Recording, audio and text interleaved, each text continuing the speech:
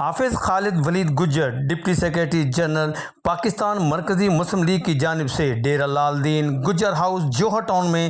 چودھری حمید الحسن گجر کو صدر وسطی پنجاب منتخب ہونے کے اعزاز میں شاندار تقریب استقبالیہ کا اہتمام کیا گیا۔ تقریب میں Qari Yaqoob Sheikh, Muzammil Iqbal Hashmi secretary general Lahore, engineer Adil Khaleeq, Nasir Mahmood Ghuman, Shafaat Tatla, Ammar Yasir, Chaudhry شوکت، شیخ صداقت، صلاح الدین غزنوی، چودھری خادم گجر، معاذ اشتیاق، حافظ اشفاق، عمران شامی، عبداللہ خالد، علی حیدر عباس، حافظ عبدالوہاب گجر اور حلقہ پی پی 162 کے دوست احباب نے بھی بھرپور شرکت کی۔ میں یہ بتانا چاہتا ہوں کہ آج چودھری حمید الحسن گجر صاحب جو ہیں ان کے اعزاز میں ایک ریسیپشن دیا گیا تھا، استقبالیہ دیا گیا تھا لاہور کی طرف سے۔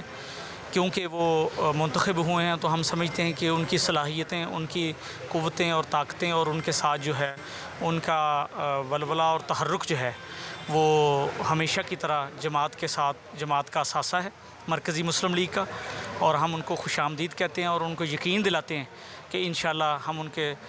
کندھے کے ساتھ کندھا ملا کر اور ان کے ساتھ ساتھ فراہ ہو کر انشاءاللہ اس جماعت کی تقویت کا باعث بنیں گے۔ حافظ خالد ولید گجر نے شجرکاری کا آغاز کرتے ہوئے اپنے ہاتھوں سے پودا بھی لگایا۔